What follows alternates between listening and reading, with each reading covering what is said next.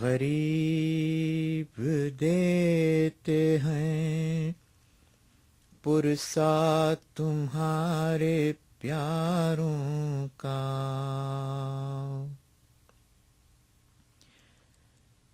सलाम तुम पे हमारे रसूल के प्यारों. The title of today's seminar is The Need for Intellectual Reasoning in Islam. Sheikh Bahmanpour has agreed to do a lecture followed by a question and answer session that we'll engage in, followed by a group discussion that will be very engaging, I hope, for all of you. Before we begin, I'd like to ask Kumail to start the program with the recitation from Muhammad.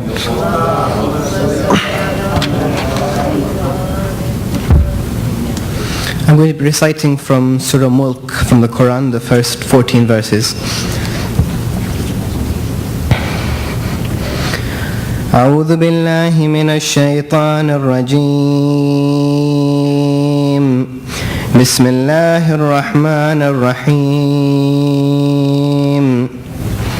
تبارك الذي بيده الملك وهو على كل شيء قدير الذي خلق الموت والحياة ليبلوكم أيكم أحسن عملا وهو العزيز الغفور الذي خلق 7 سماوات طباقا ما ترى في خلق الرحمن من تفاوت فارجع البصر هل ترى من فطور ثم ارجع البصر كرتين ينقلب إليك البصر خاسئا وهو حسير ولقد زينا السماء الدنيا بمصابيح وجعلناها رجوما للشياطين وأعتدنا لهم عذاب السعير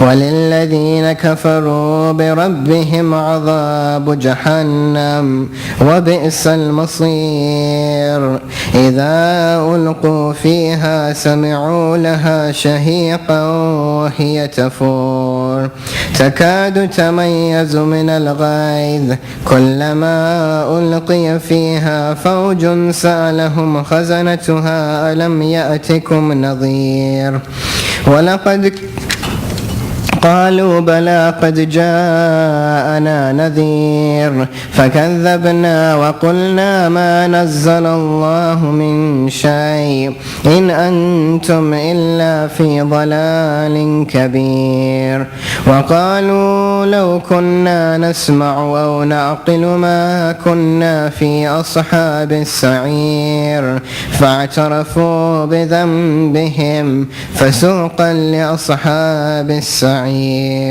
إن الذين يخشون ربهم بالغيب لهم مغفرة وأجر كبير وأسروا قولكم أو اجهروا به إنه عليم بذات الصدور ألا يعلم من خلق وهو اللطيف الخبير صدق الله العلي العظيم.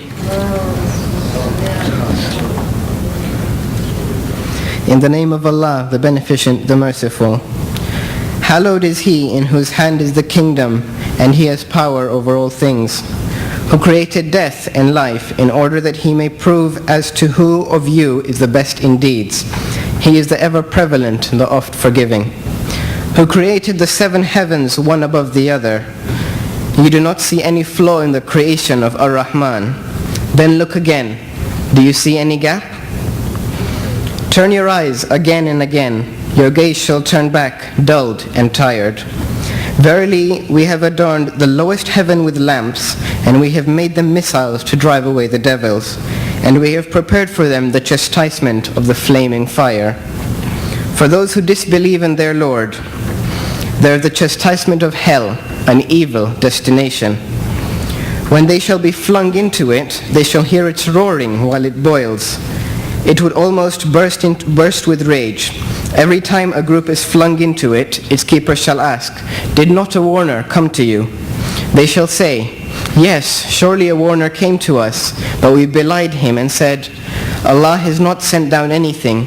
You are nothing but a great delusion. And they shall say, had we but listened or used our intelligence, we would not be among the inmates of the blazing fire.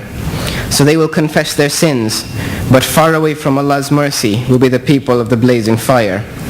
Verily, those who fear their Lord in secret, for them shall be forgiveness and a great recompense. Whether you conceal your word or declare it, verily he is the knower of whatsoever is in the breasts. Shall not he who created know? He is the subtle, the aware. Surely the words of Allah are true. Salawat.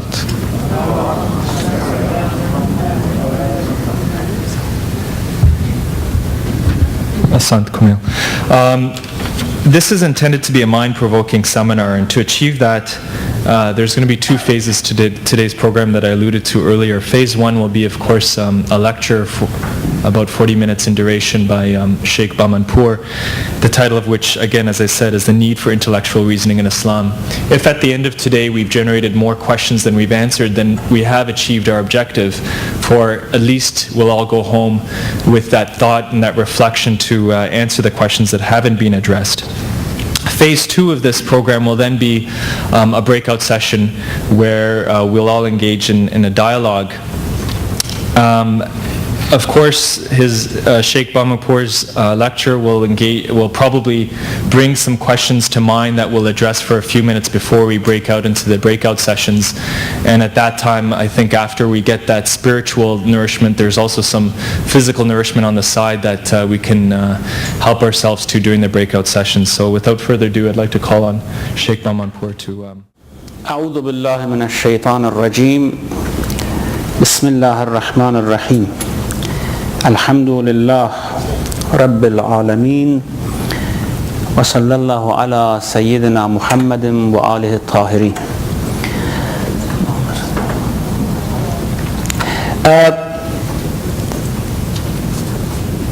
I think we are not going to solve any problem today or any mysterious troubles that are surrounding us in terms of theology and jurisprudence. We are just going to discuss that because it's not our role to solve these problems. It's the role of experts, and even if we produce any idea or views, no one is going to buy it from us because they say, who are you to produce these views? However, when these views are produced, when these different ideas are would somehow fill the environment, then the experts start to think about it, and then they start to find solutions for them.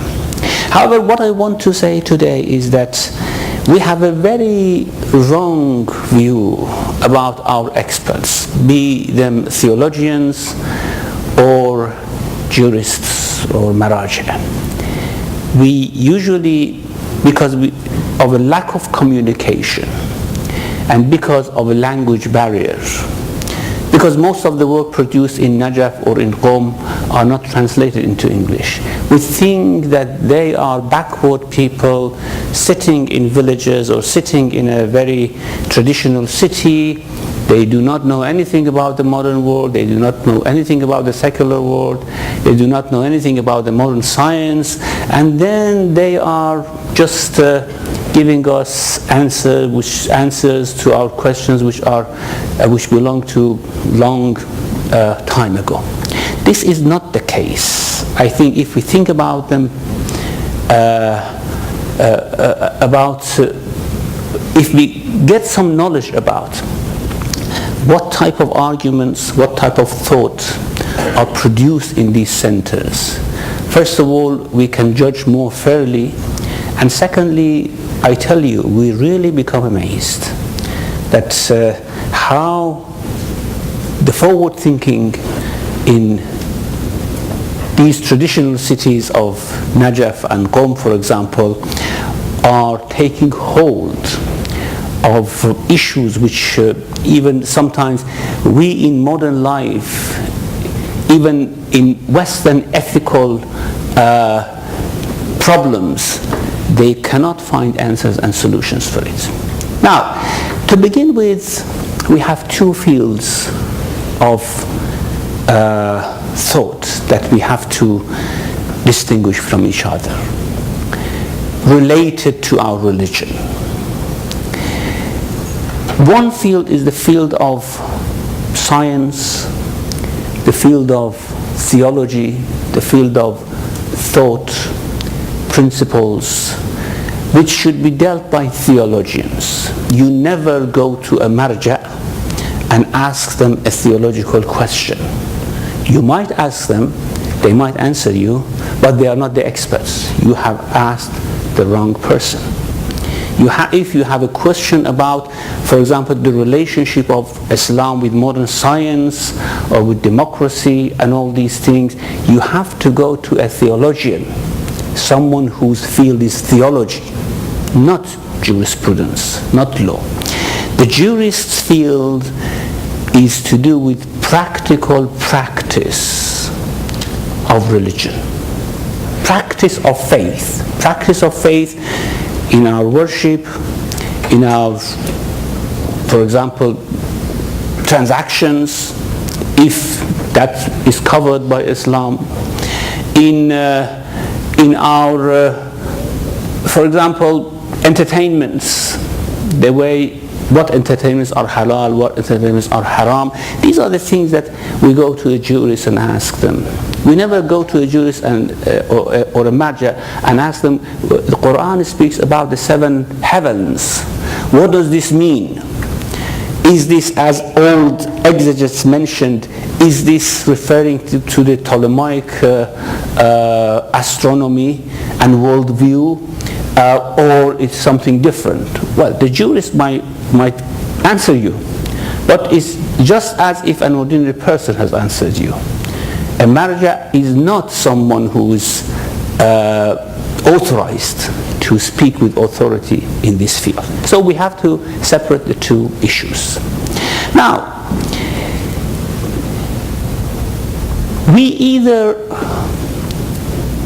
have a view about religion that religion is something which is good and can exist throughout time and place in all societies, in all times, no matter when this religion has been revealed, 2,000 years ago as Christianity, 1,400 years ago as Islam, we can practice it now and in 1,000 years' time and in 10,000 years' time. This is one view about religion. Okay. The other view is that no, religion comes for a specific time, and it is practiced. It is good, of course, it's guidance, it comes down through a prophet, but there is a limit for its use.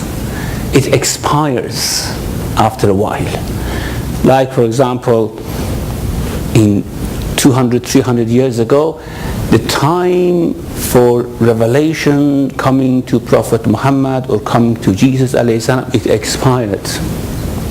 We cannot use it anymore because it is not related very much to our society. So we have to go for a secular society now, and we have to use our reason and our thought and these things. These are two completely different worldviews. Now, what we are basing our argument here, and this is very important because I don't want confusions and then discussions which are not related to our topic come forward. What we are basing our argument here is that religion is for all times and all places. If you have any other view, then we cannot communicate now.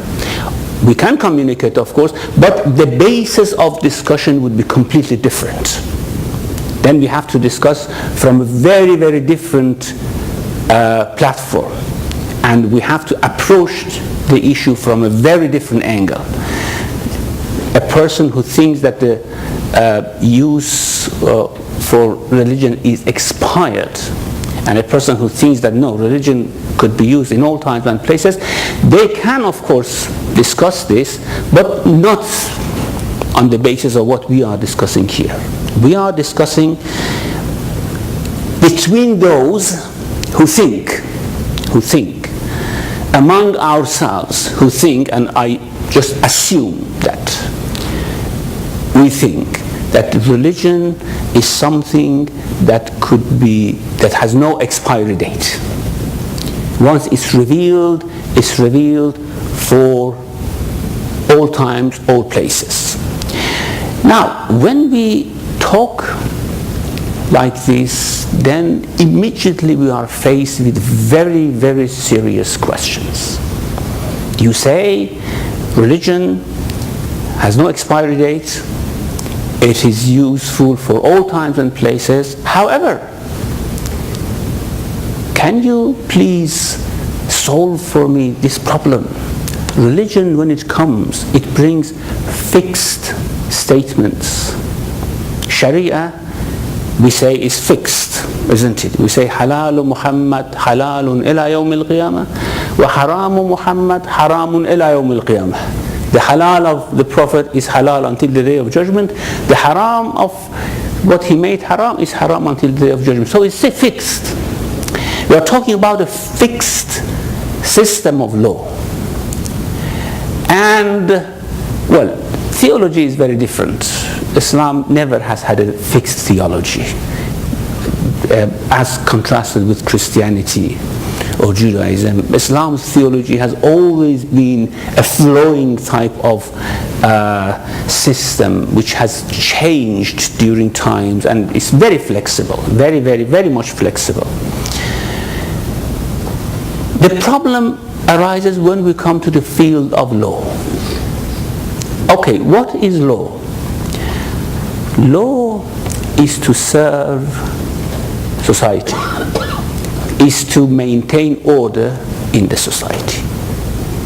And therefore law in itself is not an end. Law is a means.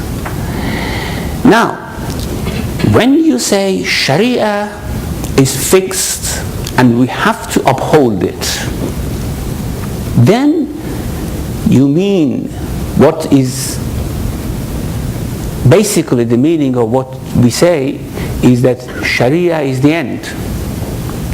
And no matter how it serves the society or whether it serves the society or not, we have to keep it, we have to serve it. We are here to serve Sharia, not Sharia to serve society. So, we have changing society, we have fixed Sharia. Society always changes in its nature. It's a dynamic thing. And Sharia in its nature is a static thing.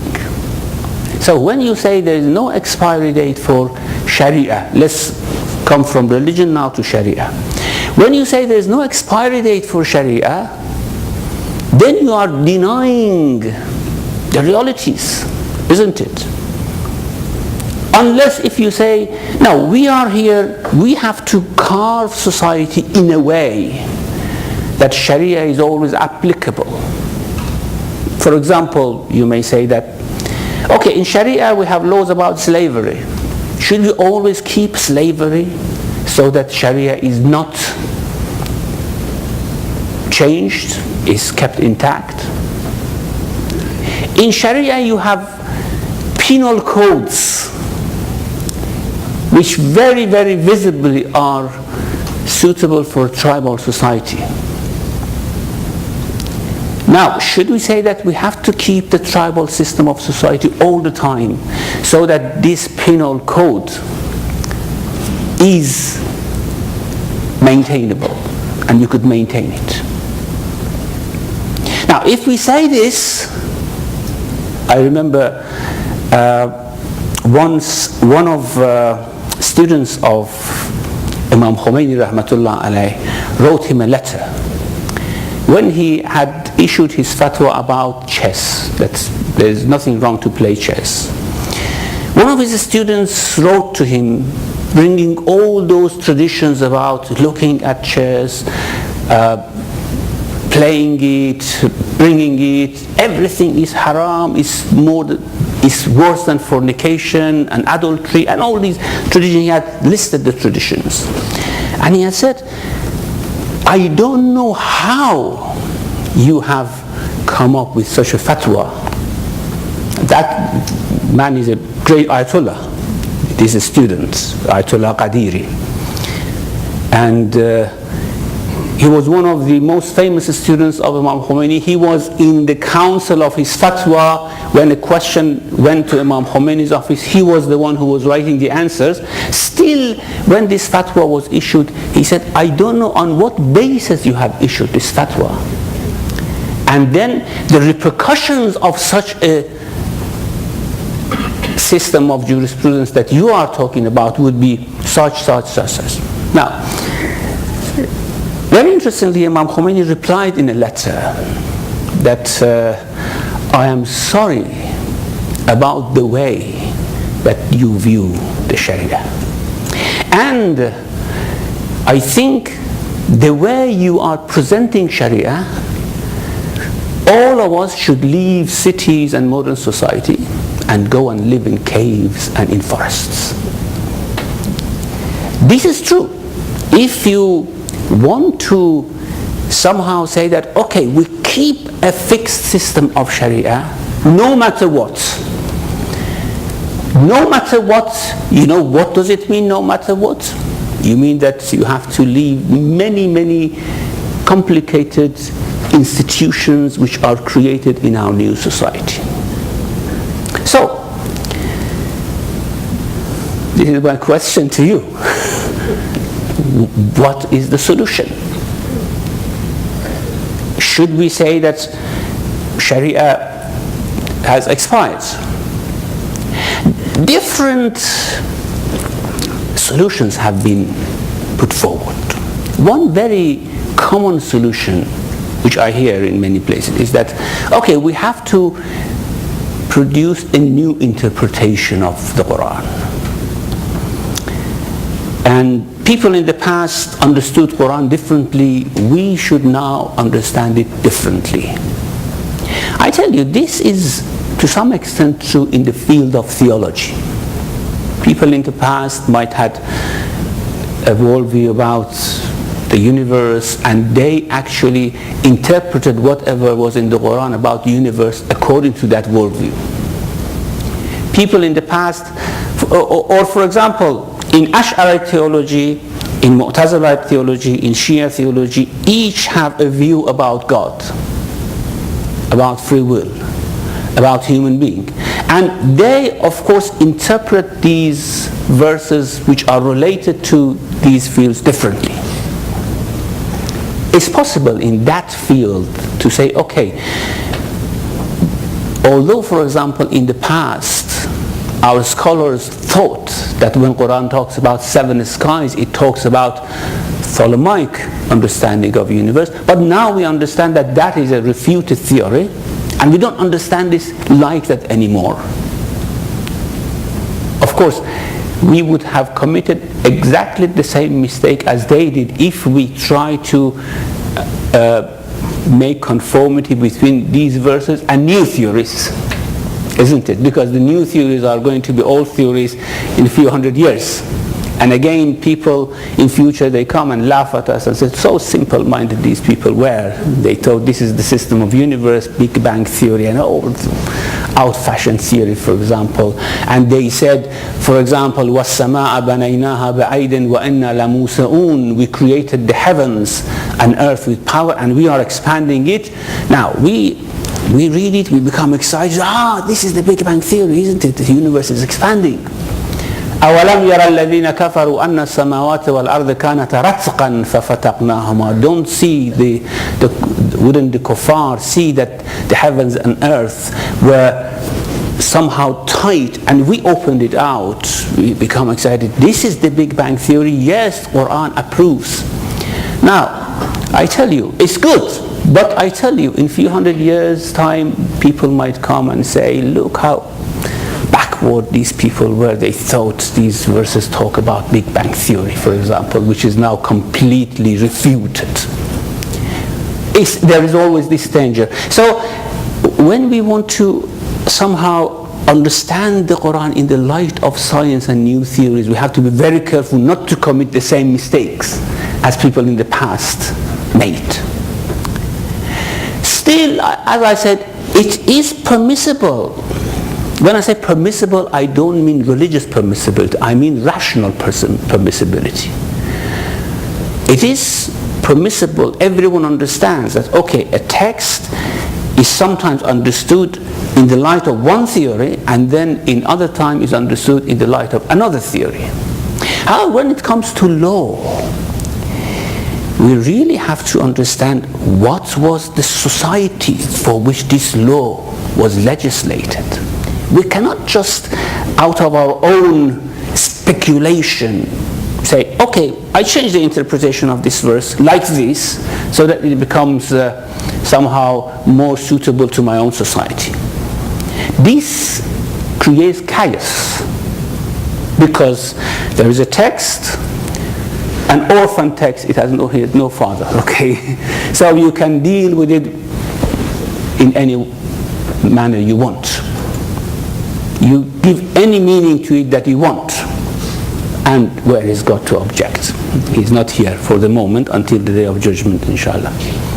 So we can do that. But is this a tenable stance? Is it right to do it? I don't think we have right to do this. We don't do this to any text.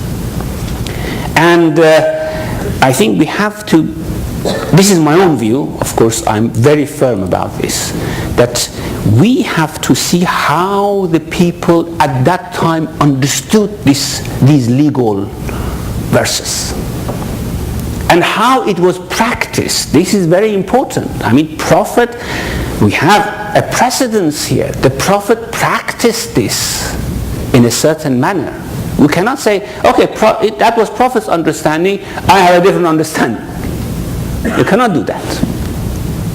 So, this solution is not very rational, or it's not something which produces any good for the religious society. So, what to be done? Since about 100 years ago, the Shi'i jurists, due to certain circumstances, started to seriously think about this issue. The Sharia is fixed, society is changing. What to do? Now, as far as I know, the first man who ever thought and wrote a book about it was Mirza Hussein al-Naini.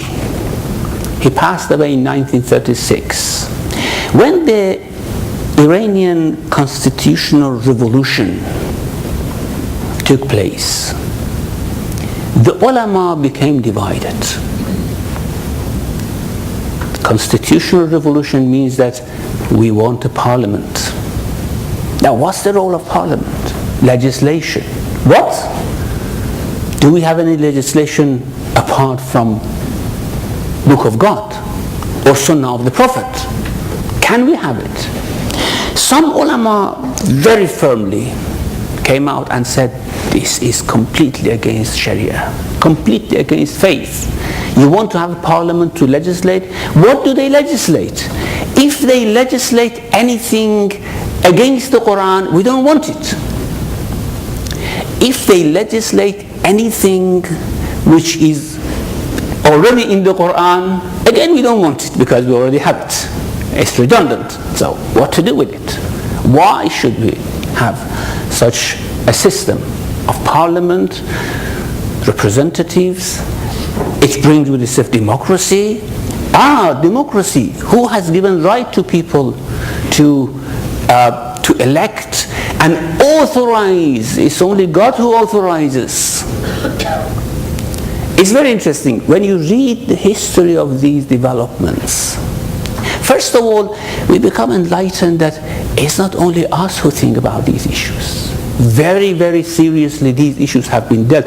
People are killed for standing against each other on this issue.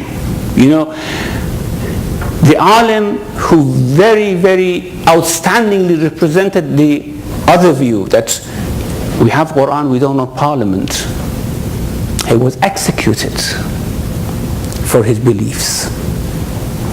Naini, who had the opposite view, saying that no, there is no contradiction having Quran and having a parliament. He wrote a very, very technical book about it. And after seeing that his opponent was executed, he withdrew his book. And he said, if this is the result of all this democracy, I don't want it. He said that he regretted writing the book, and he collected all the copies and just dropped it in the river, because he was so hurt upon hearing that his opponent was executed for his views. Now, those who executed that man, Ayatollah Nuri, in Tehran, they were Democrats. They were those who wanted democracy. Now, if you want democracy, why are you stopping this man speaking? This was the argument of Naini. Why?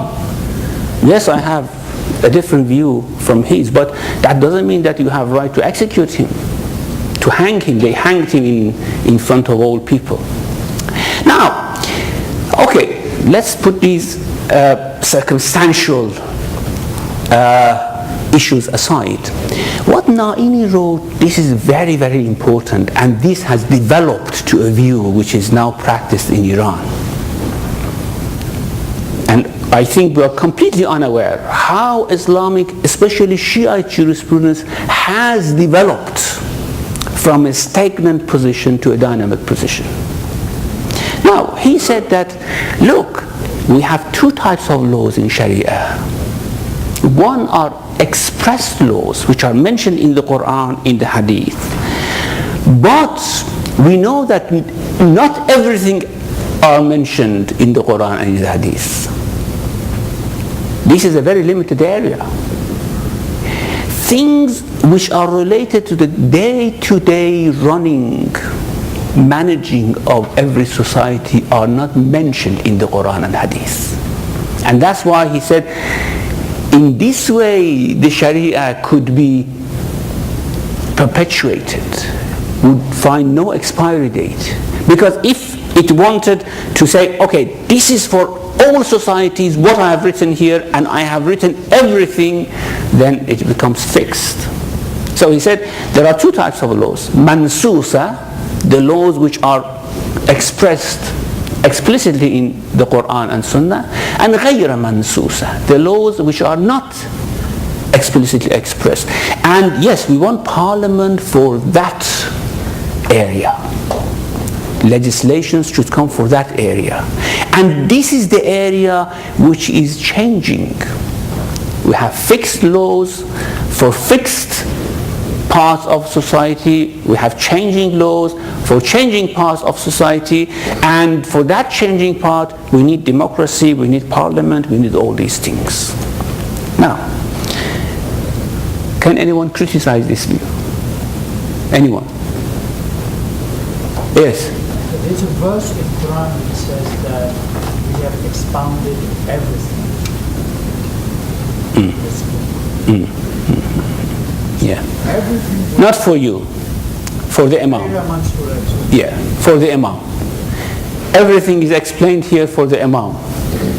I mean, we can go and discuss theologically about this, but usually it is not the view of Shia scholars that everything is in this book for us to understand. Yes, the Imam said, if you ask them, for example, how you get this ruling which is not mentioned anywhere, he says from the Quran. But the way he understands it is different from the way we understand it. Okay? Now, the criticism is more severe here. The criticism is, okay, you say whatever is mentioned in the Quran and in Hadith is fixed. But we know that there are some parts of Sharia that we really cannot implement in our society. Those fixed laws we cannot implement. Now, one example, one example. Do you know what's the ruling of manslaughter in Islam? If you accidentally kill someone, of course you're not killed for it, you have to pay compensation. You have to pay diya, okay? However, you are not required to pay that compensation. Your male relatives, cousins, nephews should pay that compensation. Is it fair? How frequently you see your cousins and nephews? For example, you run over a poor person in Toronto, and then the court writes to your cousins in New York, in Tanzania, please pay this sum of money because your cousin has run over a person. You say, what? What's that to do with me? Well, why didn't he have insurance? Why didn't he have insurance, for example? Now, in a tribal society, that was the system of insurance. In a tribal society, every member of tribe covered for other members. You today would accidentally kill someone and you have to pay 100 camels, and certainly you don't have it, so it's distributed among your relatives, and each, for example, pay 10 camels, 5 camels. The grievance of having killed someone is enough for you. You don't need to pay anything. Your relatives do it for you. Tomorrow it's your cousin who comes up with the same problem. You have to pay. This is a very nice system of insurance, but this works only in a tribal society. It doesn't work in a modern society. It's fixed. It's expressed. Not in the Quran, but in the Hadith. He doesn't make any difference between the two. He says anything mentioned in the Quran or Hadith is fixed. Anything beyond that is not fixed. Now,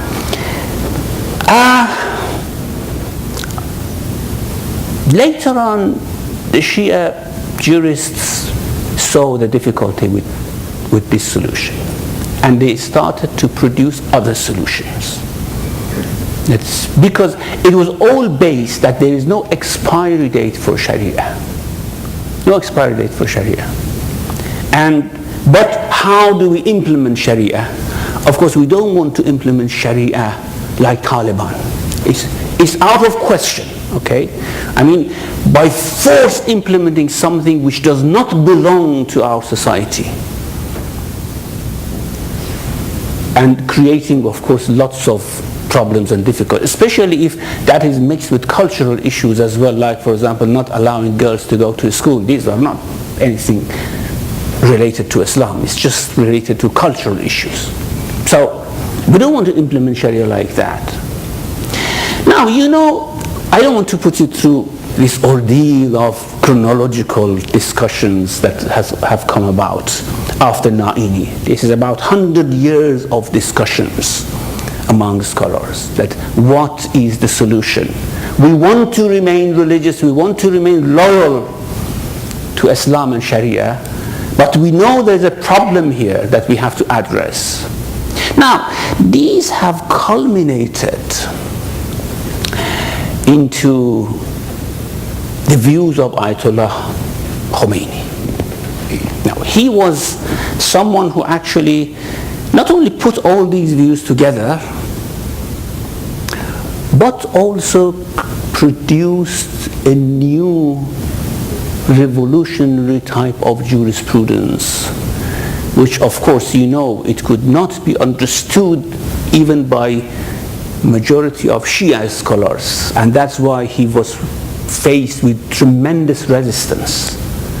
Although he was a leader in Iran, but he was faced with tremendous resistance to implement what he thought is Sharia.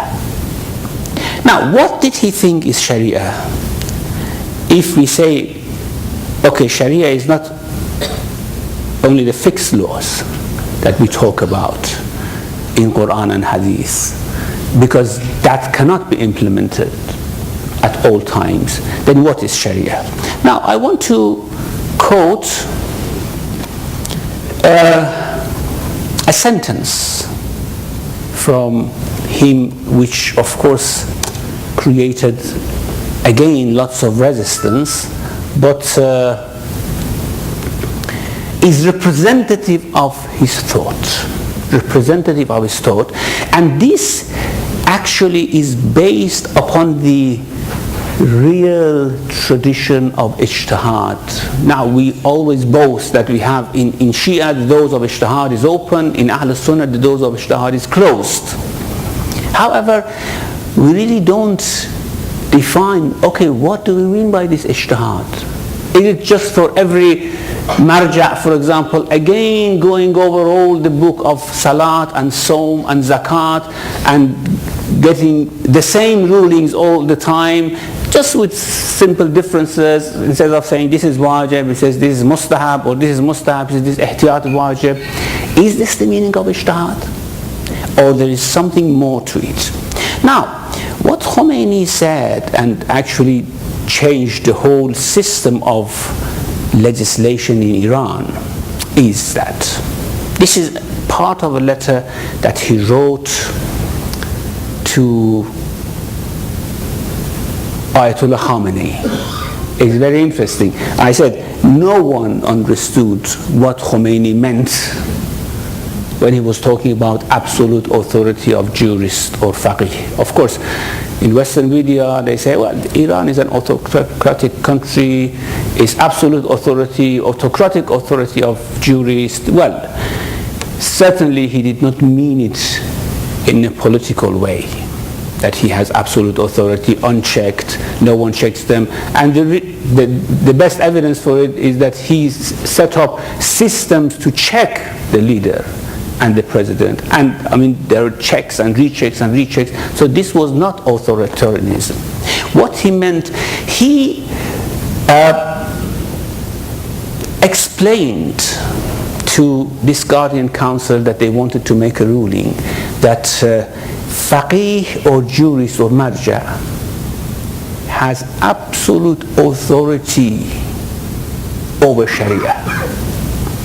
That means that if the jurists make an ijtihad which lies apparently, is very important, outside the bounds of fixed Sharia, no one can stop him because he has absolute authority. Now, you know, the whole Qom raised against Imam Khomeini and the whole jurists.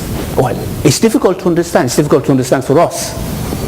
Well, of course, I don't say that we are anyone and the jurists don't understand. No, it was completely out of traditional.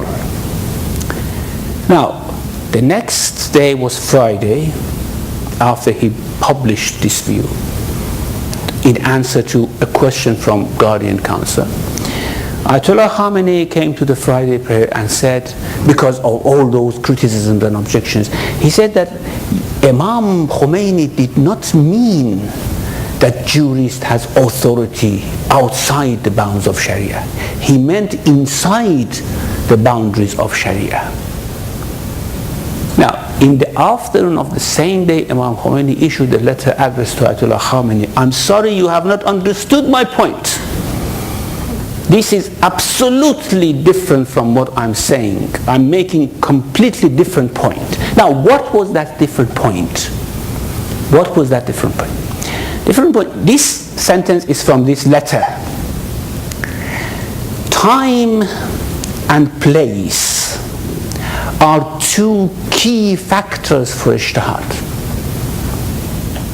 Please pay attention to every word, it's very important. Time and place are two key factors for ijtihad. The issue which had a ruling in the past might urge a new ruling in the political, social, and economic context of a new system. This means that with accurate identification of economic, social, and political relations, the first subject, which has apparently not differed from its former form, might really be a subject that warrants a new ruling. Now, what does that mean? Okay. Suppose this is a law. The law for compensation of manslaughter. Okay. It's in Sharia. But it's in Sharia for what society? Sharia is not in the air. In what context? Now, we have moved from this. We have come to completely different society, and instead of that, we have this one now. Instead of this circumstances, we have these circumstances. Then we say, okay, Sharia is fixed. We have to apply the same ruling to this as to this, not realizing that this has evolved and changed to this now. We don't realize that. We don't see it. It's with very, very accurate, meticulous analysis that we can say, look, the Prophet said this is the ruling, but he didn't say this is the ruling for this. He said this is the ruling for this. And now you want to apply it for this. What warrants you to do that? How you can do that? It's impossible. So, okay, what to do? Now, what is the Mustahab for? Now here, of course, Imam Khomeini was very, very expressive. This is not for non-experts to come in to do it. It needs experts to talk about it. As in any field, we think that when we come to Sharia and religion, everyone is allowed to express their views. Of course, everyone is allowed to express their views, for example, in physics and astronomy, in medicine, but who would listen to us? No one would listen to us unless we are experts. So this is why he was saying, you need a jurist, you need a faqih here. You need walayatul faqih. Walayatul faqih means that, yes, it is you who now can say, as a faqih, that this has changed and this requires a new ruling. And when you apply a new ruling to these, people think that, oh, you have changed the Sharia. He said, I haven't changed the Sharia. I have broadened the scope of Sharia. I have broadened the scope of Sharia. There are new things that have come up. I need to find rulings for it. But an ignorant eye, a closed mind would think that you have changed Sharia, you have changed laws. I haven't changed laws. That law holds for this. And whenever we come back to that society, that's the law for it. But did Prophet say that this is the law for every society? For every time? Now I read this sentence once again.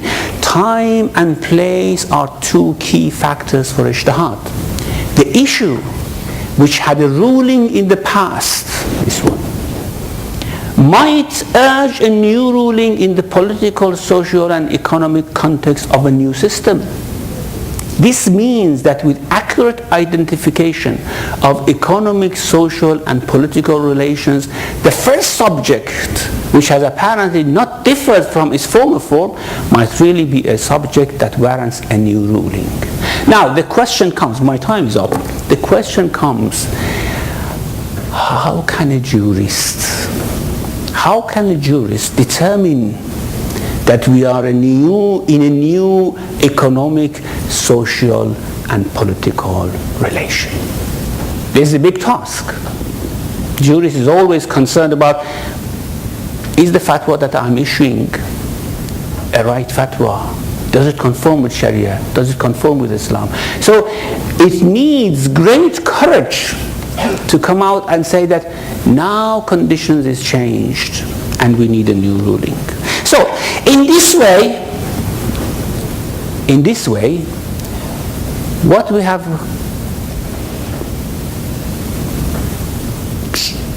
recovered or evolved from Naini up to Khomeini is that now, of course, Naini was saying that anything mentioned in the Quran is fixed, anything outside that is a role for parliament to legislate. Khomeini says, well, it's fixed, but fixed for what? Fixed for which subject? I know the rulings are fixed, I accept, I'm a Muslim, I'm a jurist, I accept, but I don't accept that subjects to which these rulings should apply are fixed as well. They're not fixed. They weren't. They need a new ruling. Okay, I close this now. Of course, I wanted to discuss about many other things, which are many other developments, which are points of discussion among Maraji and jurists and scholars now in Qom and Najaf. But I think maybe during the discussions we can bring those things up. I think you have questions that have to come and discuss about. Now I just leave it to our facilitator to see how we should proceed from here.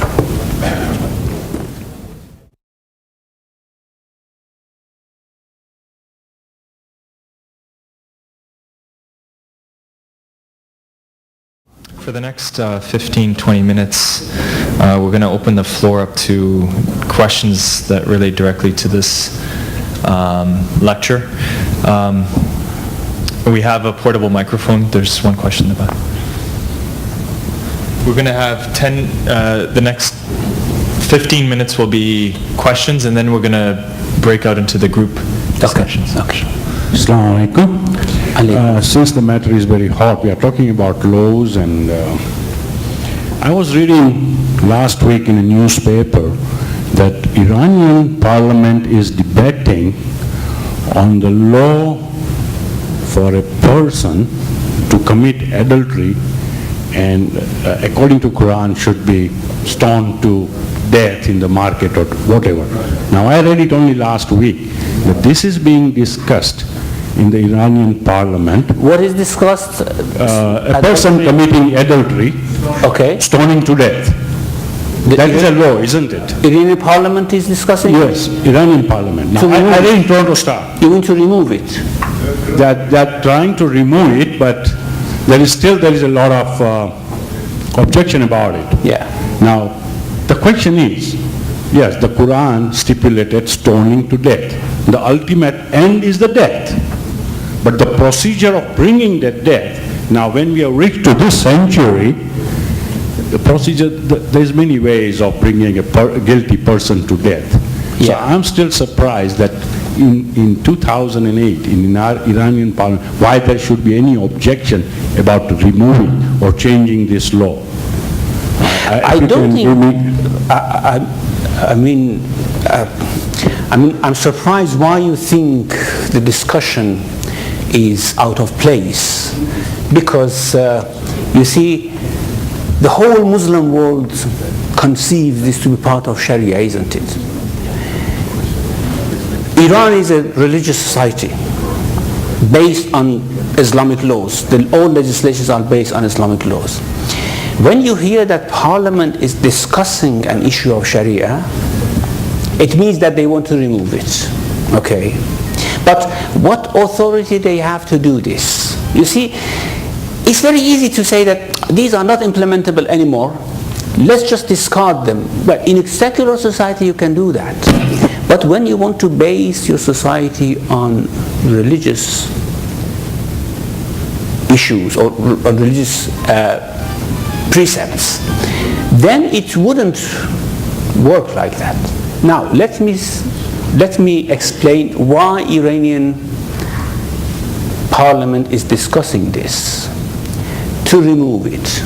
Because usually, remember I said that the most difficult task is to ascertain that the political, economical, and social circumstance is changed, how a jurist can decide about it. Now, the system that Ayatollah Khomeini placed in Iran is a collective system of understanding that. he has actually, to a great extent, have taken the burden off one person and has made it a collective sort of decision. Now, how it works, I don't know if everyone can see this. Sorry if this answer is taking long, because this is a very, very pertinent and important issue. Now,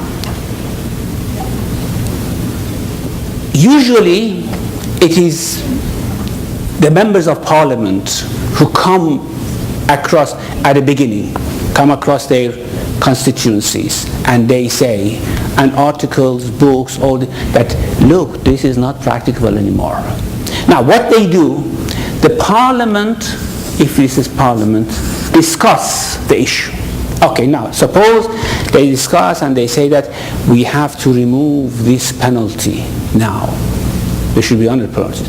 However, this is mentioned in Sharia, isn't it? Do they have the authority to do that? Now, they say whether we have the authority or we don't have the authority, we think this is not applicable anymore. Now, they legislate, it comes to a council which is to guard over Sharia, guardian council, okay? Guardian council, to guard over Sharia. Now, you can expect, as soon as it comes here, they reject it outright. You see, this is against Sharia. Well, don't you realize that this is not working anymore? This is not our job. You see, our job is to see what you legislate. Is it according to Sharia that we understand, or is not? Okay? The Sharia we understand, all Muslims understand, all Jews understand, is that stoning is a part of Sharia. We reject it. Now, here when it comes to Parliament, it's discussed again. Members of Parliament might say, okay, we are convinced, we don't want trouble. Okay, let it go like that. Or they insist. They say no. Whether it's against Sharia or not against Sharia, that's not our concern. Our concern is that you cannot control society like this. It's not applicable anymore. So, if they insist, they send it to a third body. That is Council of Experts.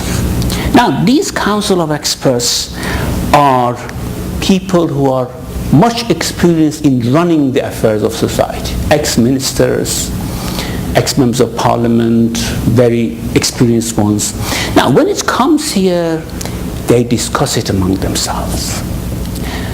They say, okay, now we have a choice of accepting guardian council, or we see the point of parliament. And usually what they do, they say the point of parliament is valid.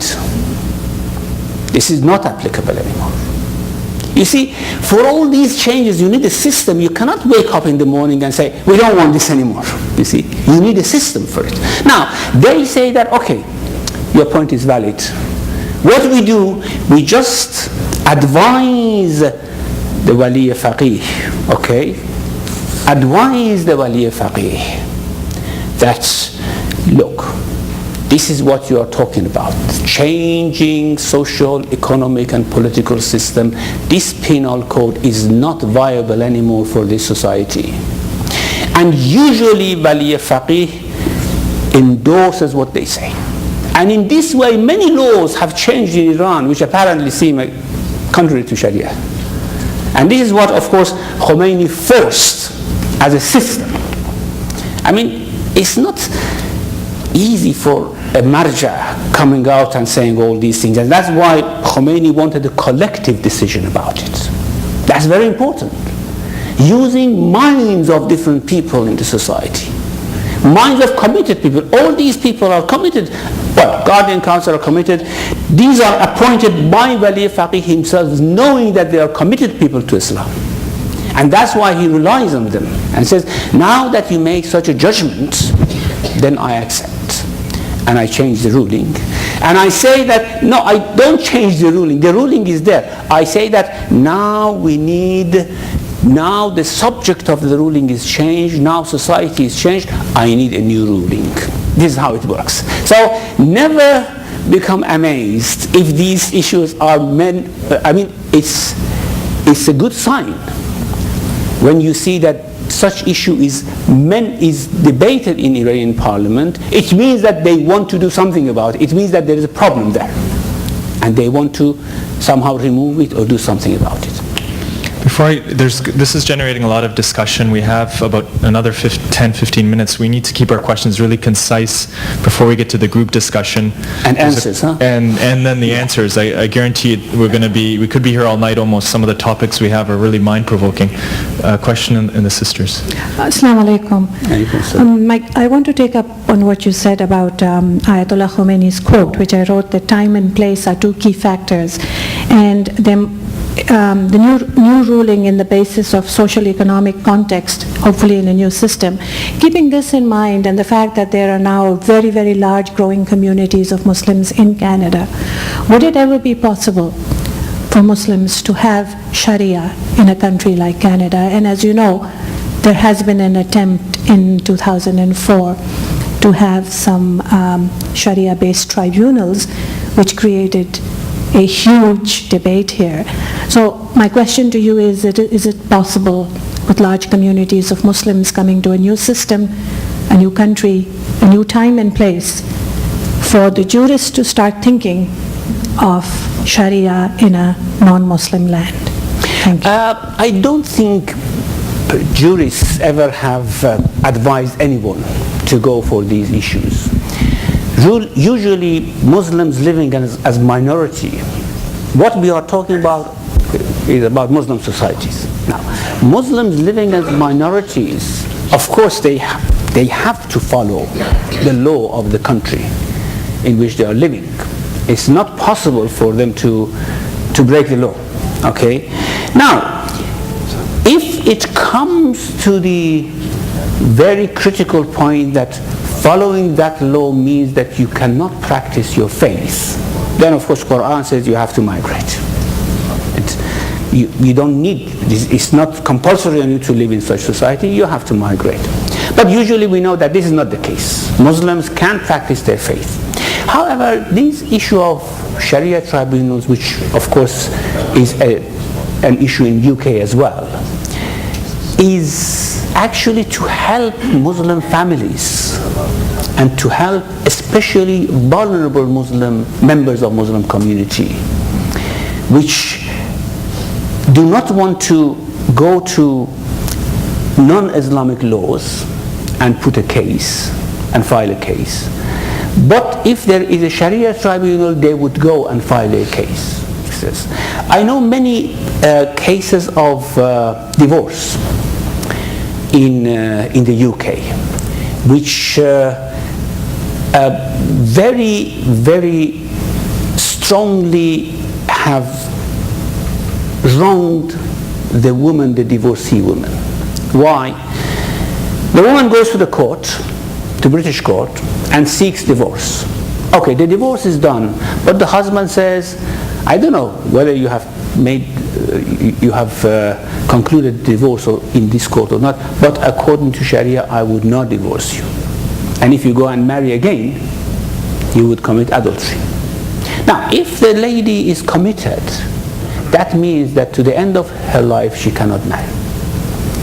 And although her social status is a divorcee and she has all benefits of that, but if she's committed, she cannot go and marry again. Now, what these Islamic tribunals do in the UK, I don't know what is it about here, because, of course, media always try to hype up all these things. Even in the UK, they were saying, "Whoa, they are saying that now even us should go to Sharia courts." Well, who said that? What they said was that we need our Sharia courts so that we facilitate and we solve some of the problems. In these Sharia courts, if a lady like that, who is not divorced by the husband, go to that Sharia court and put a valid case, the Sharia court makes a divorce. And the problem is solved. And I think it's a good thing for communities, minority communities, everywhere, especially in the West, which allows these type of freedoms and minority rights to seek and to ask for such tribunals anything which would facilitate and make life easier, especially for families.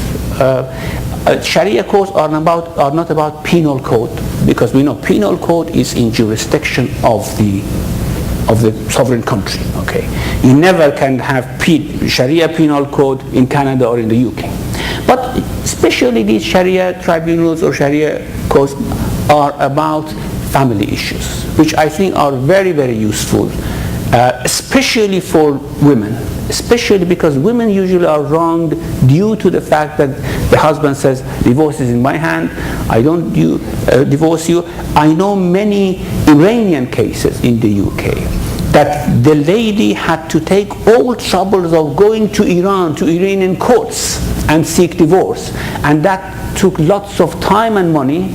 And if there was a Sharia court in the UK, she could have just sought that very easily in that Sharia court. Question. We have 5 minutes in the group discussions. I want to emphasize. I have a question. Just 1 second. I want to emphasize your questions are going to be answered today in the group. You're going to have an opportunity to repose them in the group discussion as well. So we have a question on the brother side before we get to the sister, and then I think that's going to be it before we break out for a breakout session. Thank you, and Assalamu alaikum. A few years ago, a very prominent and learned Shia scholar wrote a pamphlet in which he classified the laws of Sharia into 4 broad categories. The first was laws which, for reasons, are self-evident. The second was laws that are explained by Quran and Hadith, for example, alcohol, fasting, interest. The third was laws in which rising human knowledge have since helped us to understand. For example, the ban on pork, on fish with no scales, and the circumcision. And then finally, laws that have not been explained at all. For example, the number of rakats to each prayer. There is no evident explanation, but that one hopefully will come in time. So the view he had was that Muslims should have complete faith that each law has a useful purpose and has benefit for human beings. And it is not the responsibility of ulama to explain the underlying reasons, just to explain the law. See the difference? So my question is, do you agree with this, number one? And number two, what advice would you give to people who like, or for intellectual reasons, want to rationalize the laws that are in the Sharia? For example, why 2 female witnesses are worth 1 male witness? Yeah. Well, this is a very important question, of course.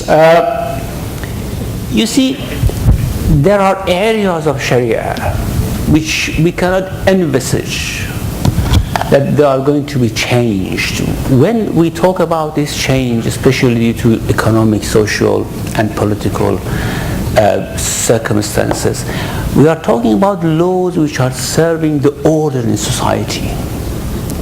And these laws are either penal code or family code, family laws. Not issues like, for example, drinking alcohol.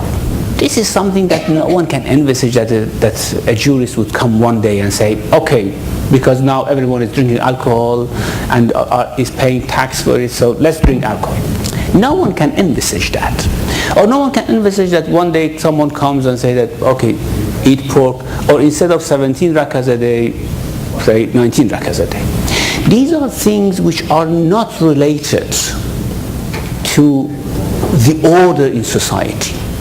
Or even the laws about hijab. I don't think the laws about hijab, because the laws about hijab is just talking about how personally a female should clothe, should dress. It doesn't talk about segregation, separation, the participation of women in society. If that was the case, then we would have a problem. But we don't have that. Of course, in some very, very traditional understandings of Islam, saying that women should not come out of their homes, for example, and these things, we would have problem. But this is not our understanding of the case. So what remains really are those laws which are related to social order. Now, those laws related to social order, Murtaza Mutahari, you have heard of him, he explicitly mentioned there is nothing supernatural about these laws. These are completely rational laws, and we can understand the rationale behind them, and therefore we can decide whether they are applicable now or they are not applicable. And even Imam Khomeini, when he talks in that vein, he means implicitly that yes, there is rationale behind these and we can understand it. So yes, in issues like, for example, why should we pray 17 rakahs a day? We don't know. Why should we fast in Ramadan? We don't know. Why when we go to Hajj we should perform that type of worship? Issues which are more related to worship, or issues which are related to haram and halal in eating, or najas and tahir in our daily life. These are the things which we really do not understand the rationale for them. But when it comes to social laws, legal system, of course we know every human being understands the rationale behind many of these things. And the point is that what Khomeini was saying was that all these laws which we legislate newly are things that we understand from Sharia itself, from these four sources, Quran and Hadith and Ijma and Aql, which previously were not discussed because the subject of them, because the type of society which was related to them had not come about. Now we discuss it as our previous jurists have discussed these things for their own societies and they have applied them. Now we have to make a new decision about them. Last question. Very quick one. In a democratic society predicated on the equality of men and women, surely it's time for some kind of overhauling of rulings such as the women's witness, two women to one man, also the laws on inheritance given the change in society, also perhaps encouraging women's leadership, and last and perhaps most contentious of all, the idea of hijab. Is it predicated on modesty given a particular society, or is it fixed? You see, the point is that we can provide a view about all these things, but I think if everyone goes about and says, okay, in my view this is not practicable anymore, we shouldn't practice this anymore, then we would have chaos. Yes, all these, of course, hijab, I think it is more a devotional type of practice rather than a social practice. So when it comes to devotional practice, then our hands are a bit tied. When it comes to social practice, like witnessing, like women become judges, and these things, all these could be discussed. Now, we have in Qom some jurists, some maraji, who say, yes, women can become judge. They are now discussing about these two.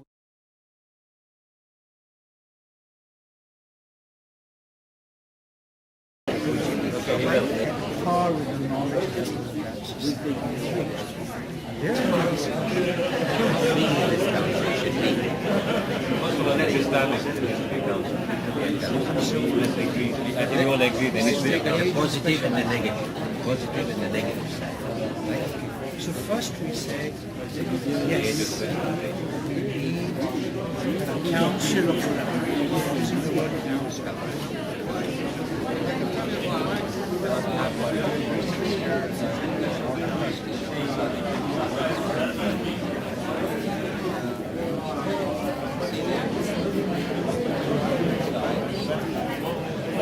I mean, not everyone goes to, most of the people who are Roman Catholics go off Catholic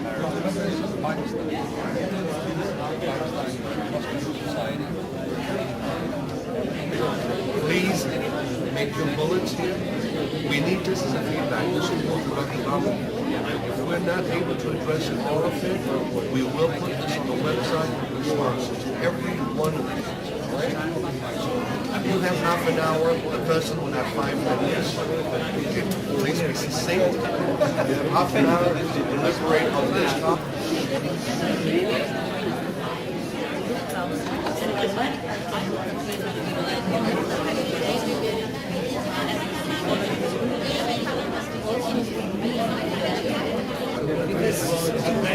Your health is going down.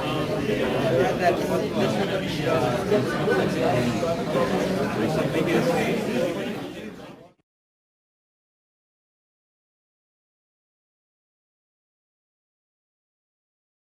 Spokesperson is for that table to be very concise, maximum 1 to 2 minutes, to allow a chance for Sheikh Bahmanpour to add his own thoughts to I see what you're getting at. the issue. Topic 1. Topic 1. Whoever has topic 1, whichever table has topic 1, please raise your hand. The question is, what role, if any, should Sharia law play in our lives in a modern, constantly changing society of the West? We came up with 2 basic umbrellas that we can maybe apply to this answer. And the one was that Sharia law, as long as it's constantly evolving, or parts of it are, then in an evolving world, which is the modern society, it can apply to us. If it was static, it would be very hard to live by it. And the second thing is, we need a means by which we can perhaps have a dialogue with our ulama, who are the experts in Sharia law and the changes, whereby we can perhaps ask them certain laws that need to be reviewed in our lesser knowledge, that then they can take, like it's done in Iran, but then that only applies to Iranian society, and only the Iranian people are lucky enough to maybe have that kind of dialogue with their parliament. Whereas Islam applies to everybody and to all people, whether you live in Timbuktu, Canada, or Iran. And so we should have a dialogue with the ulama where we can tell them, perhaps we think that this law needs to be re-looked at or revisited given the current circumstances of our lives. Before I ask Sheikh Bahmanpour to comment, was there any other table that had this topic? There's going to be some duplication. Any other table that had this topic? No. Yeah, I think the first part of the statement endorses what I discussed here, that you only can apply Sharia to a changing and evolving society if you have an evolving Sharia based on ijtihad, and it's very important. The second issue about communication, I think this is not something that ulama could themselves initiate. They don't know you, they don't know where you are, they don't know your emails, or they don't have time for it. But if you start to bombard them with emails, their offices, their websites, that okay, this is the, even if they give the answer, you again ask them, okay, what about this, we have these problems here. I think that would be very, very instrumental in an understanding from both sides, and also giving fatwas which are quite facilitating in our communities in the West. There's 7 more topics to go, and some of them are going to generate more debate. Any questions as to that specific question before we move on? We have about 5 to 7 minutes per topic. Sometimes, maybe because the ulama lives in the East, we have a concern maybe that maybe because they don't live in this society, they don't understand the dilemmas and things that we face as much over here. And so, would it be useful to have some sort of ulama council that would live in this society and then be able to advise us better because they understand the society that we live in? You see, the ulama who can issue fatwa, who are expert in the field, real experts, are not great in number. Maybe what we have to do, we have to somehow influence the institution, like the institution of learning and teaching Qom in Najaf, that they would provide more experts in the field at the level of those great ulama, so that then some of them may go to foreign countries and stay there. But eventually, I don't think it's really important for that caliber of scholar to live in a place to come in touch with the problem and issue. I think you could explain very nicely to them the problem. There are examples for this. Maybe inshallah in the course of our discussion we'll come to those examples. One of these examples is this issue of moon sighting, which comes up again and again and again. Maybe if we have time we'll discuss that as well, inshallah. I need to forge ahead. Topic 2. One table has this topic, I think. Topic 2 is fatwas now and in the future. The question is, do you think a council of ulama should exist to issue fatwas versus a single individual mujtahid to whom we do taqleed? Which table had this topic? We are totally split. Okay. Could not come up with one simple answer. However, some of the things that we discussed were, we don't want a dictator, one person only dictating. Even though he may be knowledgeable, but we don't want just one person. Unless we are allowed to refer to another ulama for other fatwas that mujtahid may not be an expert at. I don't know if I've made this clear, but if I go with a question to the person I'm doing taqleed of, and if he's not an expert at it, then I would hope that he would refer me to someone else for the question, whoever is an expert at that point in time. Therefore, if we talk about the group, then if a group is appointed or elected by other educated, knowledgeable ulamas, then that particular group should also be very knowledgeable in different fields. Especially with the present-day society also, and what's happening all along as far as technology, or whether it's medicine field or whatever it is. That will also help us with more school of thought if it's a group of people together. And that's what we came up with. Hopefully that will lead us to be united versus many single individuals making different decisions. And then that can lead to whether it is the Eid or whatever it may be. But hopefully it may be we will be united with one front and one decision. We were in the midst of discussing this, so I don't know if there's anything else I've missed out. So this was the view in favor of having a council.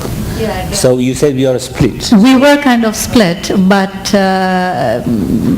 you sorted out by counseling issue. Yes. We have the pros and cons. So we kind of. Yeah, I can speak to that. Okay, go ahead. So I was strongly in favor of the single individual mujtahid, and that's just because I think then we can be more dynamic in the decisions and fatwas that are developed. If it's a council, then often the more conservative voice might have to be the direction that the decisions go in. And so, for example, we gave the example of Imam Khomeini when he developed Vilayat al-Faqih. He was a minority. So if he was operating in a council, then I don't think that this idea could have been developed. So sometimes when you act as an individual, you can be more, what's the right word, more dynamic, or more, take risks more out there, more progressive. And so then different mujtahids can actually have the chance to respond to each other as individuals. So when he had this idea, for example, others responded with their ideas, and then you still have a dialogue at the end. Mm-hmm. And sorry, what was... Yeah, no, I guess. Just a single individual living in that particular time and place. So that's where we were coming from. That individual will be living in that time and place, is knowledgeable, and will be able to make decisions in the society, in that time and in that place. Comments? So you're totally split, I think, totally split. Okay, shall I? This idea of council, of course, has come up once and again among scholars. But practically it has proved to be impossible to make a council. The reason for it is that, okay, who should appoint this council?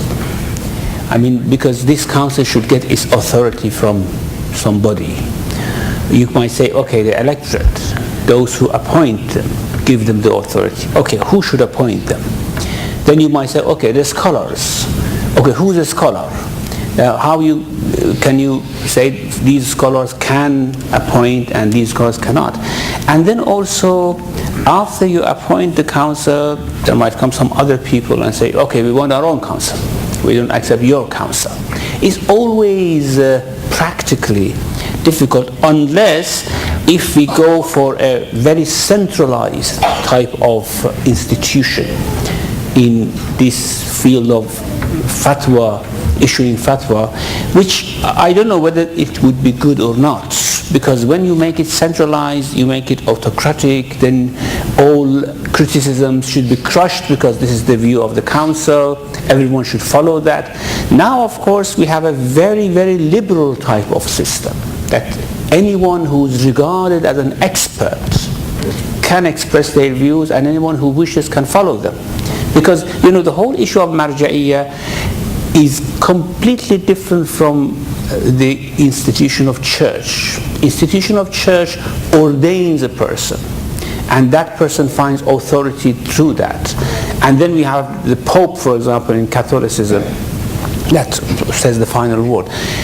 We never have had such a thing in Islam. It has always been a liberal type of people going, learning, and others following them if they see that, well, this is an expert.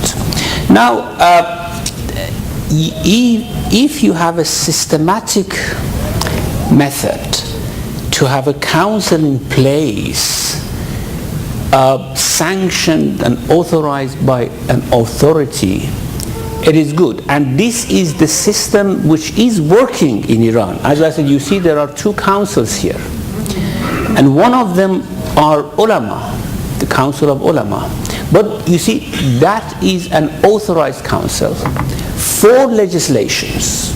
And anything coming in the field of social law, you cannot in Iran, for example, go about and say, okay, I don't follow Ayatollah such and such, I follow Ayatollah X instead of Y, so I do not abide myself by this law. Now, if people come out and say this, there will be chaos.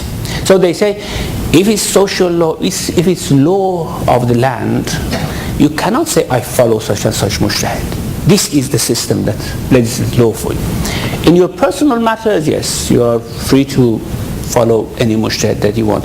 So I think now we can have a sort of mixed system in the sense that when it comes to legislations, law of land, you can have councils dealing with it because it's a very important issue.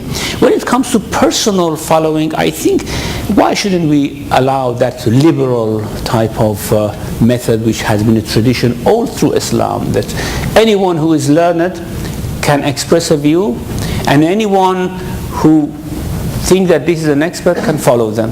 So this is what has been practiced. I'm going to jump topics a little bit. One question. Do you have to follow a mujtahid to be a good Shia? Do you have to have a mujtahid that you follow?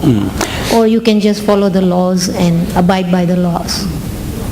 Well, you see, laws do not cover everything. I mean, you want to do your salat, for example. You want to go Hajj.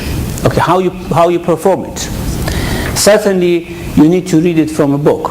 But we don't have a book generally written in the field. We have the book of Ayatollah Sistani, we have the book of Ayatollah Makarim, we have the book of such and such Ayatollah. So you have to follow one of them.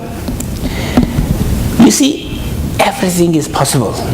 We had in Shia history, we have had people who were completely against this issue of ijtihad and following the Akhbaris, who actually were in power for some time.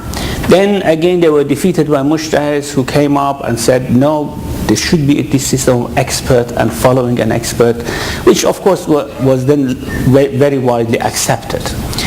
Now they say if you do not follow, if you do not want to follow a mujtahid, a marja, you have to be an expert yourself. This is rational. You see, this is not religious discussion. This is a rational discussion. Okay, either you are an expert in the field. If you are an expert, if you are a mujtahid, they say you are not allowed to follow someone else. Why should you follow someone else? Why? You already have the knowledge yourself. You are not allowed. If you are not an expert, then okay, follow someone. Now you say, I don't want to follow someone, I want to follow collectively all these ulama. Then that makes the whole process much more difficult for you. You see, then you have to go through all these. I know some people who, they said, we do not rely on fatwa of a mujtahid. We want to take the fatwa which is nearest to precaution. So they searched through all fatwa and they took the most difficult one, which was closer to precaution, to make sure that they have followed the Sharia. But these things are very, very difficult. So just following an expert would be easier. We're going to have to save that question. Topic 6. Okay, topic 6. I'm going out of order for a reason, and that may be relevant related to after, because we're running out of time. I want to make sure that we touch on slightly different topics. Topic number 6: societal integration versus separation. Which table had that? Yeah, we have it here. The question of that topic is this: as Muslims in the West, should we strive to send our children to Islamic schools or secular schools? Integrate versus separate. What serves Islam's best interests in the end? Well, there is a consensus here, 100%. So there is no dissension at all. They say we are a dictator. Because you're all old men. Oh, sorry, we have a young man. The answer is we should strive to send our children to secular schools. Because, one, education should prepare the students to function in a secular society. Confinement of them to Islamic school is not beneficial. Second, Canada, being a multicultural society, promotes integration between people of different faith, race, and culture. As such, we believe that religious schools, and we use a general term from Islamic school, religious schools denies the student the process of integration. Third, in order to be fair to all of you, to those who think contrarian to our position, we are saying, however, we feel that religious schools do have certain value.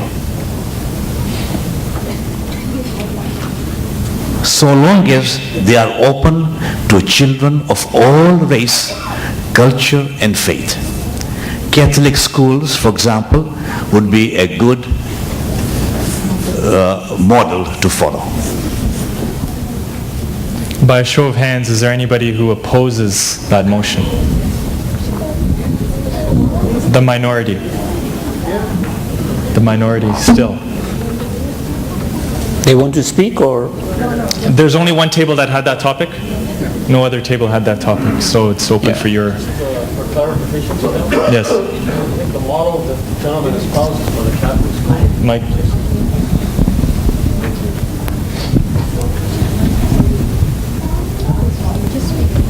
Hello. Yeah, the model that the gentleman espouses for the Catholic school is really based on the fact that the Catholic school is fully funded, and that's why they cannot really say you cannot come in. Otherwise, if they weren't fully funded, it has been previously that they were actually not allowing other people of different faiths to come into their schools. So it's only recent that that is the case. Just for correct. Any other comments opposed to the motion? Mike over. Go ahead.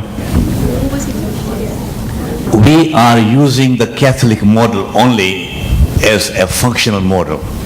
We know of course that they have government funding, but what we are saying basically, if you should we should have a religious school, then it should be open. In Canada, it should be open to all. If you can't afford to do that, then you should not have one. In lieu of time, the motion is divided. Any thoughts? I think there are some other comments. We better hear comments from the floor. As a teacher in the secular system, I've struggled with this issue. Because although on theoretical level we want to integrate, we want Muslims to be prepared, the reality unfortunately is that the curriculum does not represent everyone in a multicultural society. So at this point, when we are not fully represented, it is a tough decision. And the other point, from what my Catholic colleagues tell me, they don't have to accept everyone. Okay, on discussion about acceptance in Catholic schools. In 1973, when I came here, I applied for my children and they accepted. There was no question of not acceptance.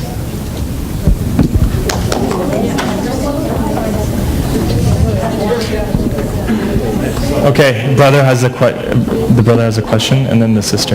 And okay, we're going to wrap that up because we have some other topics I personally want to get to for the sake of other discussion. I think we had one. I just wanted to have an opportunity to say that the presumption in that answer is entirely incorrect. For 6 years, I was on the board of trustees of Asadiq Islamic School, and I can tell you that the guiding principle of the board of trustees always was that if we were to offer excellent Islamic education without good secular education, our parents would not send their children to us. They were interested only in excellent secular education within an Islamic environment. So I think it is very important for you to understand that. Thank you. Sister in the back. Sister in the back. Assalamu alaikum. Actually, to be honest with you, this is an issue that I feel really strongly about, having come from a non-religious background particularly, and it's something that I struggle with myself when I have expectations from my family to know what sort of education I'm going to give for my children. Without going into too much detail, my experience in a Western school as a Western child was frighteningly, terribly pushing people towards the secular side. And I don't mean a moderate secular side. I'm talking about pushing people into sins and falsehood. And it's really based on Darwinism, and most of the secular schools are based on that. Now, I really appreciated the comment that the Islamic schools should be willing to take people who are not of the Islamic faith. I think that's a marvelous idea, but not many people will be willing to send their children to Islamic schools. But I think it's too much of a risk, to be honest with you, to send my children to a school where if you send your child to an Islamic school, of course you're not guaranteed what sort of child they're going to turn out and what sort of an adult they're going to turn into. But to actually, for me personally, and of course it's only my opinion, to think about sending my child to the type of school that I went to, it scares me to death. And at least I know that from an Islamic point of view, my child's going to have the basis, the foundation on which to build their nafs and make them strong. And to say that you're sending your child to an Islamic school is not preparing them for the secular world, I think that's wrong. It is the best preparation in my point of view. Really, the best preparation is Islam, true Islam. I'm not talking about fundamentalism. I'm not talking about, making them harsh to the outside world. But if you're basing it on the teachings of Ahlul Bayt alayhim salam, then we have to be prepared to be able to deal with people at their levels, but based on Islamic teachings. And I don't think there's any compromise on my point of view on that issue. One last comment and we're going to move on. We have to move on. One last comment. Sorry. Can we get the mic over?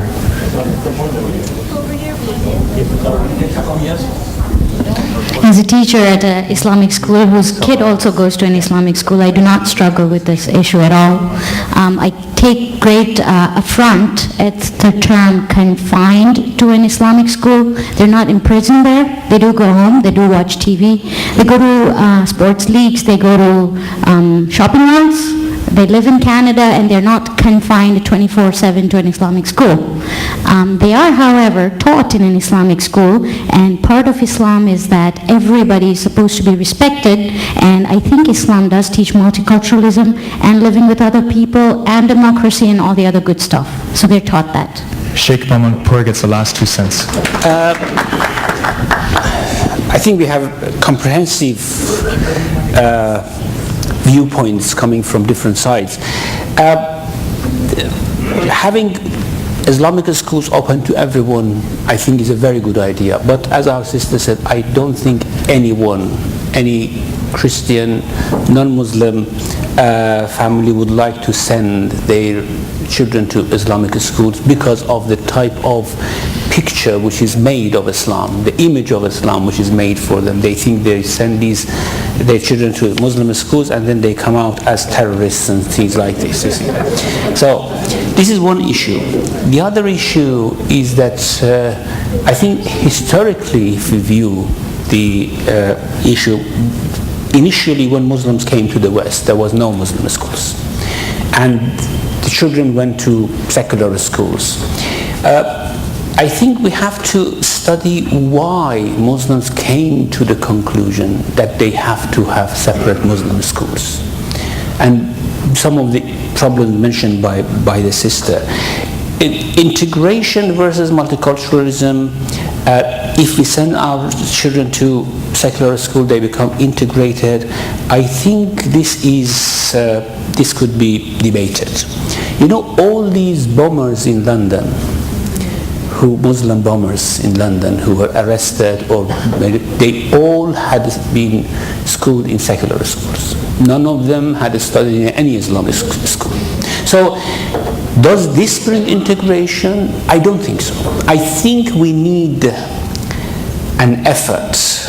I think Muslims are making their efforts to become part of the society, to be law-abiding people. I think we need an effort from the host culture and societies as well to understand Muslims. And so long as this understanding is not there, then of course Muslims think, okay, now we have to go for Muslim schools, we have to have our own education and these things. So the concerns which are there, a secular society, although we say secular in the sense that it doesn't talk about religion, it doesn't teach you any religion, but secular schools officially teach you atheism. And this is what, of course, makes many people concerned. Although integration is a good thing, but people are concerned. Why Western people send their children to Catholic or to Protestant schools? Because they're afraid of atheism, which is officially taught in these schools. So I think this is a very, very controversial issue. We can discuss cons and pros, but coming to a conclusion, I think, would be very difficult. Topic 5. Democracy or theocracy in the modern day. Is there a role of democracy in Islam? Should we as Muslims partake or abstain in the democratic process in the West? Which table had that?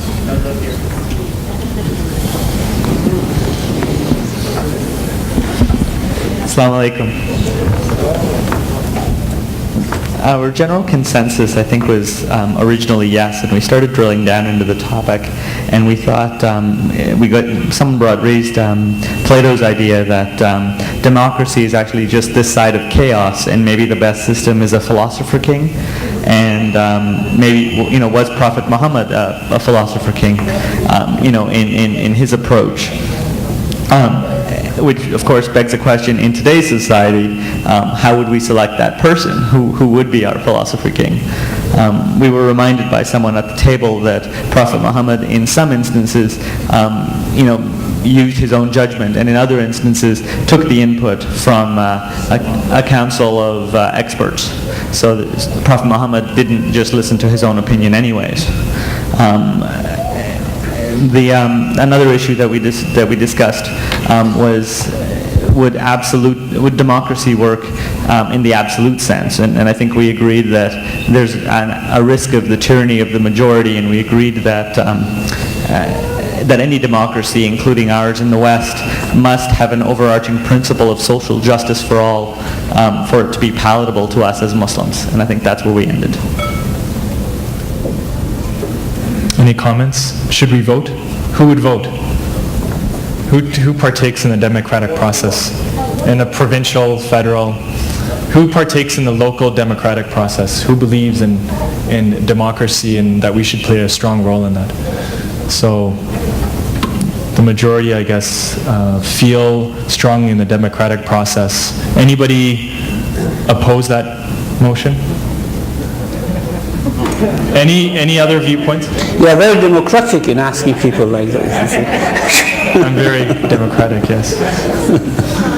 The brother at your table had a question or a statement. Assalamu alaikum wa rahmatullah.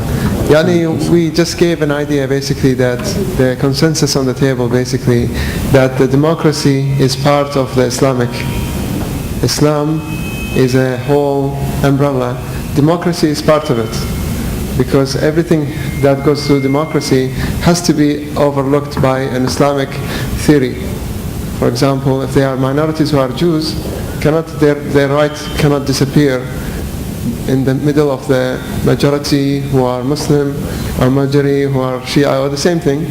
I come from Kuwait, we are 30%, right? Every time, let's say we vote for something, we have democracy in Kuwait for legislation. Every time we vote, even if we unify ourselves, we never come to a majority. So that's why till this day, we don't have an official school to teach our faith in Kuwait. So that's a good point. That's the idea. Assalamu alaikum. No other comments? I think the topic democracy or theocracy. Theocracy is a very spooky word, and I don't think Islam has anything like theocracy, because theocracy means that you have a representation from God, which of course we don't believe that anyone after the Prophet has that. So maybe democracy versus authoritarian rule or something like that.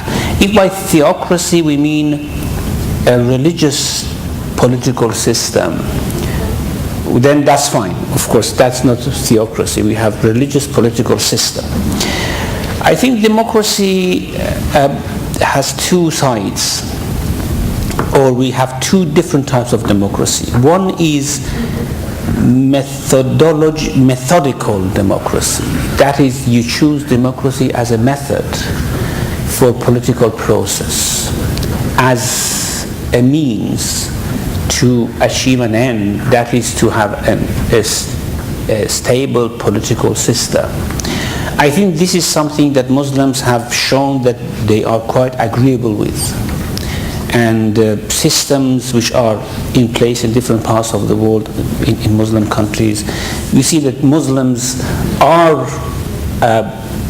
striving to achieve democracy, or one sort of democracy anyhow. But democracy as the sense of a value-laden democracy. Democracy as an idea, in the sense that let anyone believe what they want, and then if they have enough support, they can make it a law. This is not acceptable, of course, to Islam. For example, if tomorrow in an Islamic democracy, okay, we have enough support for homosexuality to become legalized, for example, can Islam allow that because this is through a democratic process? No, it cannot. Democracy as an idea, as something which gives ideas which are outside the boundaries of Islam, official recognition is not acceptable. But as I said, democracy as a method to achieve stable political systems, I think is completely acceptable to Islam. And usually in Islam we had this system of bay'ah at the beginning, that anyone who became a king, a caliph, or they should have made bay'ah with them. And this was something which was accepted even by Imam Ali. Of course, after his appointment, according to us, was rejected. When after Uthman, he was appointed by this bay'ah, and people came and pledged allegiance to him, he always argued against Muawiyah, against Talha, against Zubayr, that I am chosen by people. This was something which was a very forceful argument, that I am chosen, I am given bay'ah by people, and therefore you cannot reject my authority. So I think this is not something unfamiliar to Islamic history as well. I think in lieu of time, do we have time for one topic or no? One topic? Okay, last topic. Topic number 4. Maybe I should change it. It's this table here. I should. Topic number 4, diversity of religious opinion. The question is diversity of fatwa and religious opinion helpful or harmful to the existence of Islam? There's one table that had this topic. Diversity of fatwas will be helpful to the existence of Islam. This is our verdict. It will help and enhance Islam. That is the diversities of fatwas. 4 points to be made. Only diverse fatwas from a council of experts, always from a council of experts, not a diversity of fatwas from individuals. The diversity of fatwas from a council of experts will do justice to the different time and places. That is, different countries, different societies. This will benefit Islam because the fatwas will be more practical and relevant to that context of time and place. Number 2, that is, the practicality of the fatwas will enhance the respect for Islam. Number 2, only diverse fatwas from a council of experts can accommodate today's explosion of knowledge. These knowledge-friendly fatwas will enhance respect for Islam because Islam lays a greater emphasis on knowledge. Number 3, the choice available in fatwas from a council of experts will make the individual think and give him her choice. This freedom of spirit rather than suppression of spirit will enhance the love for Islam in the individual. Number 4, diversities of fatwas from a council of experts will, however, require that Muslims be re-educated to live positively with diversities, so as not to hurt unity, leadership, and create a God-fearing, Quran-abiding democracy under the leadership of a council of experts. Thank you.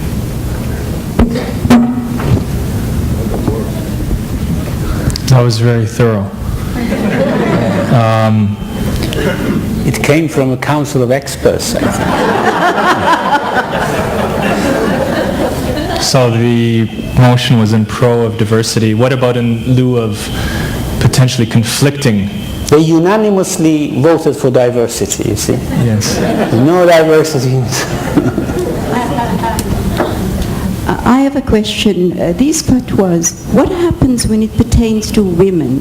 Why aren't women able to have a say as to the outcome of these fatwas? Why are we always excluded and men decide for us? Because you don't go to Qom and study and become mujtahid. That's the only reason. That's the only reason. Yes. At least to become mujtahid is unanimously accepted. We had many women who were mujtahid. Okay? Now, the only objection that some ulama raise is that whether a woman can become a marja. Okay, because mujtahid is different from marja, okay? Now, of course, in Qom you go, I said Qom is a thriving place. You find many ulama say, of course women can become marja. So, the only reason that you have no voice is because you don't go to study to become mujtahid and marja. That's, yeah.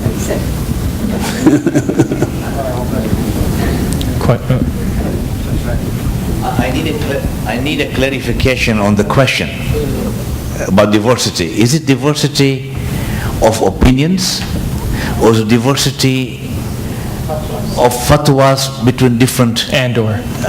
Well, it can't be and/or either. Because the question was, is it diversity? Because if it is fatwas from, in other words, if the guidance is given which is divergent. In other words, one marja says this way, other one says that way, and the third one says that way. Is that diversity? That diversity. That diversity. Well, that diversity is the problem with Islam today. Why should we even support that idea? Because I'll tell you why. Case in point, Eid. No.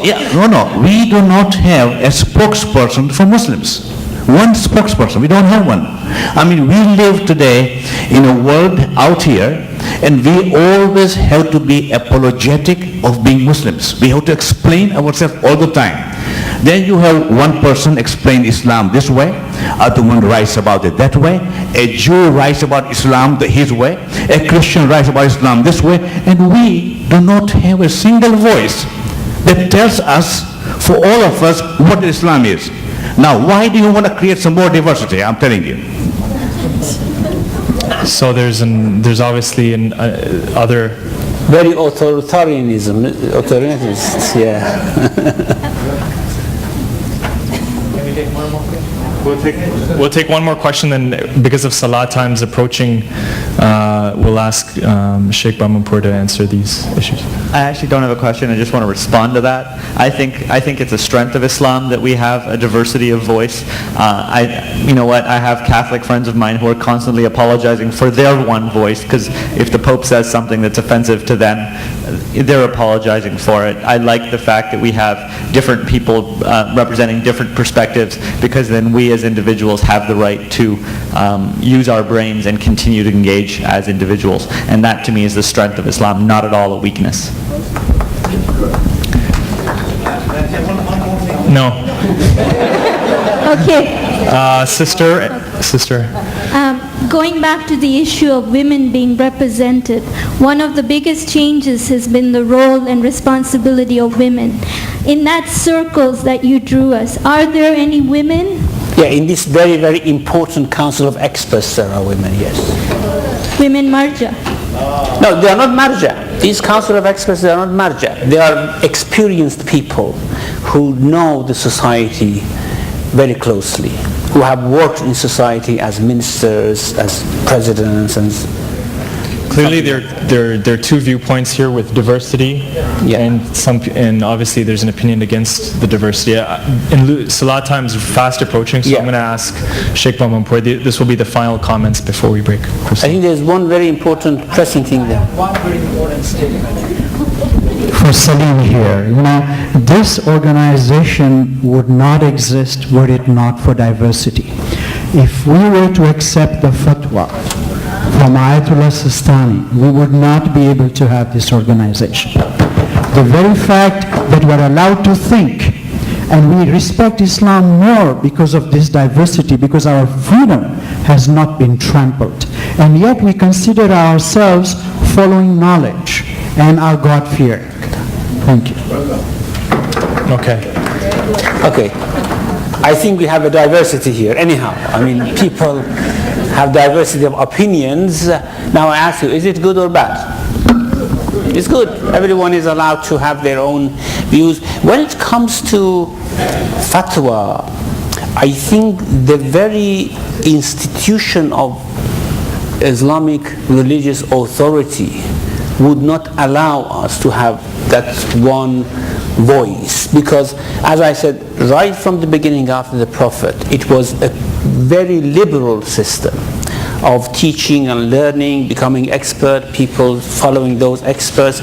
And if we want to change that, I don't know how we really can do it.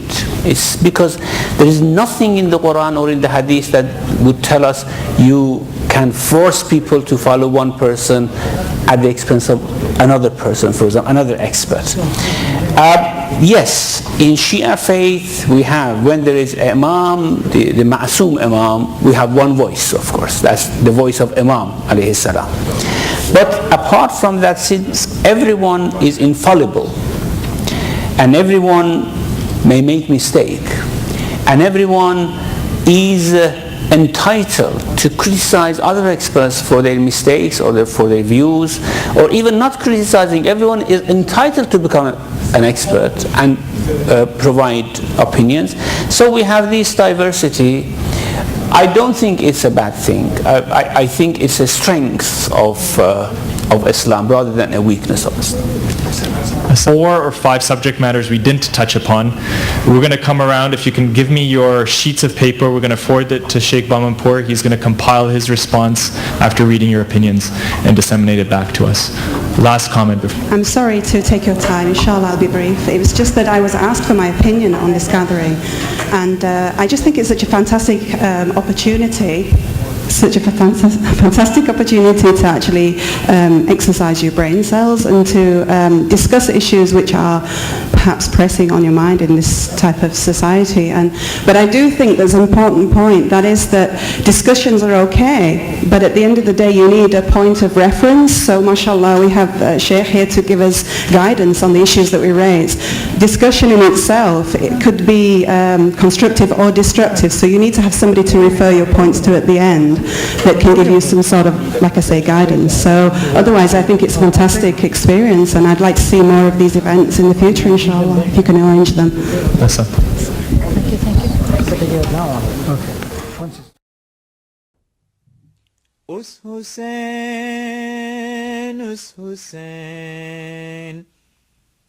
Us Hussain ibn Haidar pe lakhon salam, Nabi ke nawase pe lakhon salam, jisko doshe Nabi par बिठाया गया, जिसका जन्नत से जोड़ा मंगाया गया, जिसके भाई को जहर पिलाया गया, जिसको बैठे बिठाए सताया गया, उस हुसैन इब्ने